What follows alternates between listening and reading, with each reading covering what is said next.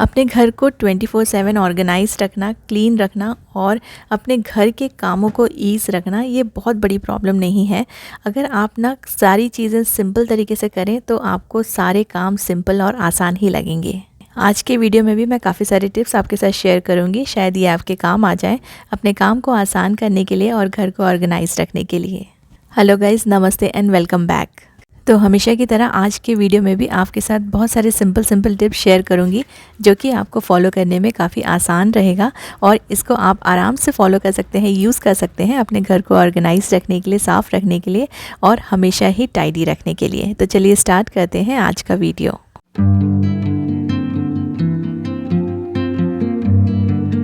मेरी बेटी को रीडिंग का काफ़ी शौक़ है, तो उसके पास काफ़ी सारी बुक्स है और जब भी उसको फ्री टाइम मिलता है तो वो रीडिंग ज़रूर करती है। लेकिन बुक मार्क के लिए ना वो ऐसे छोटे छोटे से पेपर के पीसेस लगा के रख देती है। तो मुझे ऐसा लगा कि उसके लिए एक मैं अच्छा सा बुक मार्कर बनाऊं जो कि काफ़ी कन्वीनियंट हो और बनाने में भी काफ़ी ईजी रहे। तो एक मेरे पास रेड कलर का वेस्ट पेपर पड़ा हुआ था, मतलब छोटा सा पीस पड़ा हुआ है ये, और इसको मैं कट करके एक बहुत ही अच्छा सिंपल सा बुक मार्कर बनाऊँगी जो कोई भी बना सकता है। इसको बनाने के लिए आप कोई भी पेपर ले लीजिए, आपके पास जो भी पेपर अवेलेबल हो। प्रिंटेड होगा और कलर्ड होगा तो ज़्यादा अच्छा लगेगा बुक में और इजीली इसमें दिखेगा जब हम इसे मार्कर की तरह यूज़ करेंगे। तो मैंने ये एक बुक ले लिया है और इस पेपर को मैंने एक फ़ोल्ड मार दिया है और कॉर्नर वाला जो पोर्शन है ना बुक के ऊपर रख दिया है और हमको इसको इस तरह से ना ट्राइंगल में कट करना है। इसे थोड़ा सा आप बुक के साइज़ से थोड़ा सा बाहर निकाल के रखिए ताकि जब आप बुक मार्कर यूज़ करें तो ये थोड़ा सा पोर्शन बाहर रहे और फिर आपको यूज़ करने के लिए आसान हो जाए। तो इस ट्रायंगल को मैं कट कर लूँगी और ये याद रखिए कि इसको ना मैंने फ़ोल्ड किया हुआ था, तो इस तरह से देखिए ये ऐसा ट्रायंगल निकल के आ गया है। जो ये ओपन वाला पोर्शन है इसको हम चिपका देंगे या फिर स्टेपल कर देंगे या फिर आप सेलो टेप भी लगा सकते हैं, जो भी आपको कन्वीनियंट लगे। इसको मैं चिपका रही हूँ। थोड़ा देर के लिए इसको अच्छे से दबा के रखिए। अगर आप फेविकोल या फिर गम यूज़ कर रहे हैं तो इसको प्रेस कर दीजिए और ये रेडी हो गया हमारा बुक मार्कर। आप इसमें स्टेपल भी कर सकते हैं। इसे आप किसी भी बुक में यूज़ करना काफ़ी इजी रहेगा। जहाँ भी आपको इसको मार्क करना है वहाँ पे 2-3 पेजेस ले लीजिए और इस तरह से इसे कॉर्नर में फ़िट कर दीजिए तो ये फिक्स हो जाएगा एक जगह पे। और देखिए ये ऊपर से मैंने थोड़ा सा एक्स्ट्रा रखा था तो बुक को ओपन करने के लिए भी इजी रहेगा और आपको दिखेगा कि कहाँ पे हमने बुक मार्कर लगाया हुआ है। तो ये तो मैंने पेपर से बनाया था, आप किसी पुराने कपड़े से भी बना सकते हैं ऐसा ट्राइंगल कट करके और एक साइड से ही आपको स्टिच करना है। आप उसको ग्लू गन से भी चिपका सकते हैं अगर आप पेपर यूज़ कर रहे हैं या फिर आप कपड़ा यूज़ कर रहे हैं तो भी वो ग्लू गन से आराम से चिपक जाएगा। तो देखिए ये बहुत ही अच्छा सा ऑप्शन है और बहुत ही इजी है। धीरे धीरे ठंड कम होती जा रही है और समर्स के लिए तो सनस्क्रीन मस्ट है क्योंकि हार्मफुल यूवी रेज से सनबर्न हो सकता है और प्री मैच्योर एजिंग होने का भी डर होता है। लेकिन मेरे पास जो सनस्क्रीन है उसे लगाते से ही स्किन हैवी और ऑयली लगने लगती है, कहीं कहीं पे वाइट पैचेस भी आ जाते हैं। इसलिए इस बार मैंने ली है मामा अर्थ vitamin C daily glow sunscreen with SPF 50 and PA++, जो स्किन को प्रोटेक्ट करेगा सन डैमेज से और प्रोटेक्शन के साथ साथ स्किन ग्लो भी करेगी। और इसके बाद ना आपको कोई भी और क्रीम लगाने की ज़रूरत नहीं पड़ेगी। मामा अर्थ vitamin C daily glow sunscreen में विटामिन सी और टर्मरिक है फॉर डेली ग्लो। ये लाइट वेट है and it leaves no white cast on your skin, plus ये नॉन स्टिकी भी है और जो इजीली आपकी स्किन में एब्जॉर्ब हो जाएगा without any greasy residue. Mama earth vitamin C daily glow sunscreen is made safe certified which means it contains no toxins or harmful chemical. So this is the perfect choice for this summer and you can use it daily without any worry. तो एक ही cream में आपको harmful UV rays से protection के साथ साथ मिलेगी glowing skin भी। All Mamaearth products are available on their app and website as well as on Nykaa, Flipkart, Amazon and Purple। और अब आपके नियर बाय स्टोर्स में भी आप यूज़ कर सकते हैं मेरा coupon code JACH2024 to get 20% off and this coupon is valid only on Mamaearth app and website. As a plant goodness initiative, every time you buy from them, Mamaearth will link your order on the website to a tree that they plant. By 2025, Mamaearth is aiming to plant 1 million trees as part of this initiative. Mostly हमारा घर छोटे छोटे सामान से untidy दिखता है। बड़े सामान तो दिख जाते ऊपर ही ऊपर, हम उठा के रख देते हैं, लेकिन जो छोटे छोटे सामान रहते हैं ना, वो मोस्टली हम लोग उनको इग्नोर करते जाते हैं।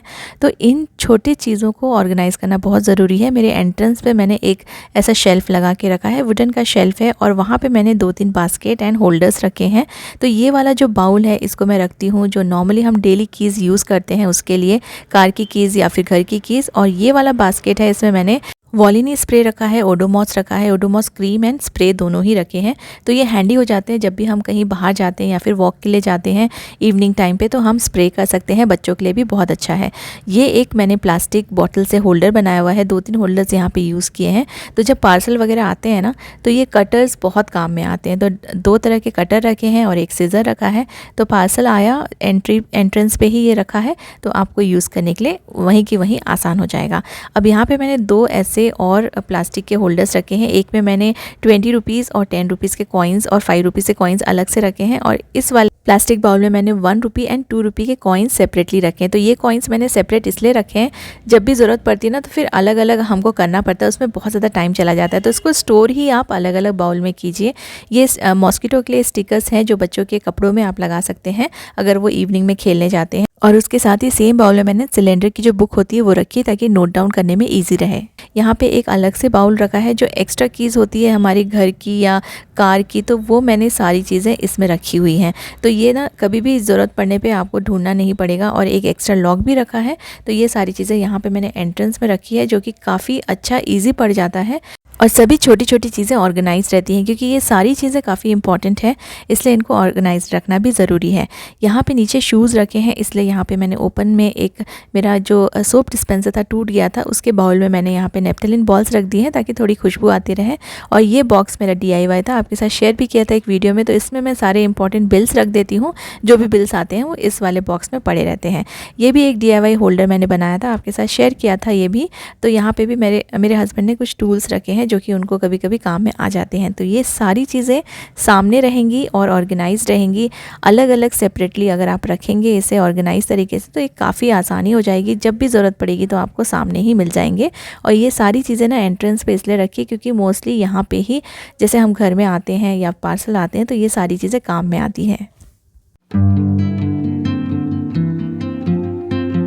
अब देखिए, कुछ साड़ियाँ मैं स्टोर करके रखती हूँ। कुछ साड़ियाँ हमारी काफ़ी कॉस्टली होती हैं, नेट वाली होती है, जरी वाली होती है, या फिर जो सिल्क की साड़ियाँ होती है या एम्ब्रॉयडरी वाली साड़ियाँ होती हैं।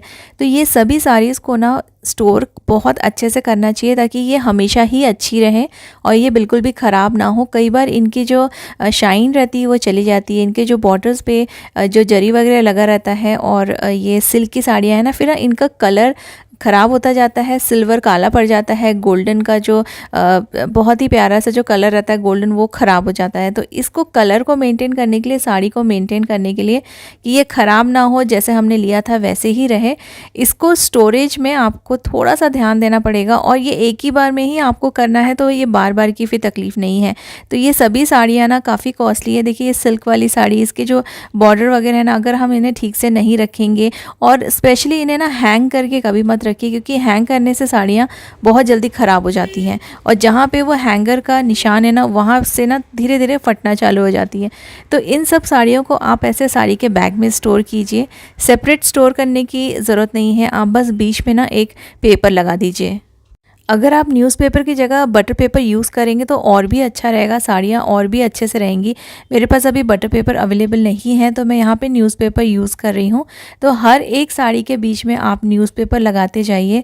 बेसिकली इनके डिज़ाइंस एक दूसरे से टच नहीं होना चाहिए, उससे ये ख़राब हो जाते हैं। और जैसे हम ना अलग अलग तरह की साड़ियाँ पहनते हैं, कोई कॉटन की रहती है, कोई सिल्क की रहती है, कोई बनारसी साड़ियाँ रहती हैं, कोई एम्ब्रॉयडरी वाली रहती है। तो इनको अब अलग अलग स्टोर करके रखना बिल्कुल पॉसिबल नहीं है, और उससे ना आपको जगह भी बहुत ज़्यादा लगेगी। कम स्टोरेज स्पेस में आप ऐसे ही साड़ियों को स्टोर कीजिए। और जैसे मैंने बोला, न्यूज़पेपर की जगह आप बटर पेपर यूज़ करेंगे तो वो और भी ज़्यादा अच्छा रहेगा, स्पेशली सिल्क साड़ियों के लिए।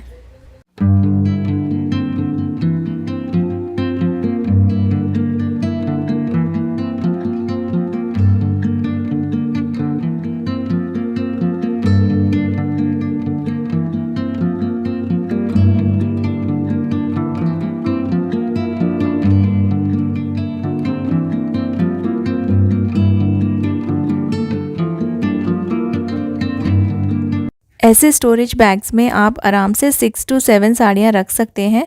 अगर सिल्क की साड़ी है तो आप 1-2 और एक्स्ट्रा रख सकते हैं, लेकिन कॉटन की जो साड़ियाँ हैं ना वो बहुत ज़्यादा नहीं आती। 4 to 5 आप ऐसे बैग्स में स्टोर कर सकते हैं। और अगर ऐसे वाले बैग्स नहीं हैं तो आप जो शॉपिंग बैग्स आते हैं ना कपड़े के, उनको भी आप यूज़ कर सकते हैं अपनी साड़ियों को स्टोर करने के लिए। आप किसी भी तरह के बैग में रखिए साड़ी को, लेकिन उन्हें न्यूज़पेपर या फिर बटर पेपर से कवर करके ही रखिए। कभी कभी हम ऑर्गेनाइज़र्स को कैसे यूज़ करते हैं ना, उस पर भी डिपेंड करता है कि कितनी जगह हम बचा पा रहे हैं। जैसे ये वाला जो ऑर्गेनाइज़र है जिसमें मैंने अपने पूरे कुर्ते रखे हुए हैं, कोई इसमें सूट सेट भी मैंने रखे हुए हैं, लेकिन इसको मैंने रखा है हॉरिजॉन्टली। तो इसको वर्टिकली अगर हम रख देंगे ना तो इसमें और भी ज़्यादा स्पेस बन जाएगी वार्डरोब के अंदर, और इसके सामने का जो स्पेस है वो भी मुझे मिल जाएगा और मैं और भी कुछ सामान, छोटे मोटे सामान वहाँ पे रख पाऊँगी। तो इसको मैंने वर्टिकली ऐसे यहाँ पे रख दिया है। पीछे बैक साइड में देखिए चला गया है और सामने में काफ़ी सारा स्पेस फिर मुझे मिल गया है। और ऐसे भी ना आप जैसे हम अपने कुर्ते वगैरह रखते हैं तो ये आपको बिल्कुल सामने सामने सभी दिख जाएंगे, क्योंकि जब हम हॉरिजॉन्टली रखते हैं तो एक के नीचे एक वो दबे हुए रहते हैं, तो हमें एक एक चीज़ें उठा के देखना पड़ता है कि नीचे में कौन सा ड्रेस रखा हुआ है। तो ऐसे में आपको सामने सामने सब दिख जाएंगे और उतने ही जगह में मैंने उतने ही चीज़ें स्टोर कर ली है इस ऑर्गेनाइज़र में, लेकिन सामने की एक्स्ट्रा स्पेस मुझे एम्प्टी मिल गई है और यहाँ पर भी मैं कई सारी चीज़ें फिर रख पाऊँगी। तो सेम ऑर्गेनाइज़र या सेम बास्केट आपने उसे किस तरह से रखा हुआ है उस पर भी डिपेंड करता है कि आप कितना सारा अपने घर में स्टोरेज क्रिएट कर सकते हैं।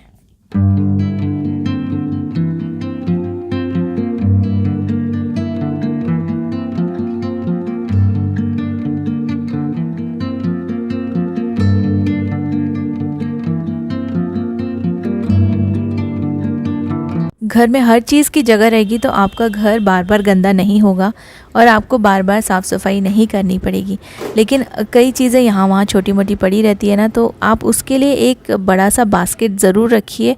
और जब भी आप घर में जैसे राउंड लगाते हैं ना, तो जो भी चीज़ें आपको ऊपर ऊपर दिख रही है और उस टाइम पे आपको बहुत ज़्यादा सफाई करने का मन नहीं है, कभी कभी ऐसा होता है ना कि कुछ भी काम करने की इच्छा नहीं होती है, लेकिन घर अनटाइडी हम छोड़ नहीं सकते। तो जितने भी सामान आपको दिखते जा रहे हैं आप उस बास्केट में कलेक्ट करते जाइए, और फिर थोड़ा टाइम के बाद जब भी आपको अच्छा लगे या फिर आपका मन करे कि चलो अभी मैं काम कर सकती हूँ, उस टाइम पे आप ये सामान जगह पे रख सकते हैं। लेकिन अगर हर चीज़ की जगह होगी तो आपका जो घर है ना वो गंदा नहीं लगेगा।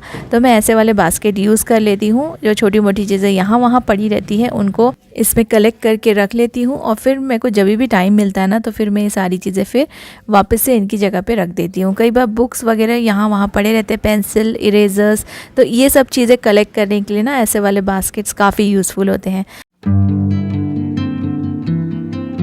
तो आज की वीडियो के लिए बस इतना ही। उम्मीद करती हूँ कि ये सारे टिप्स आपको यूज़फुल लगेंगे और आपके घर को ऑर्गेनाइज रखने के लिए भी ये काम में आएंगे।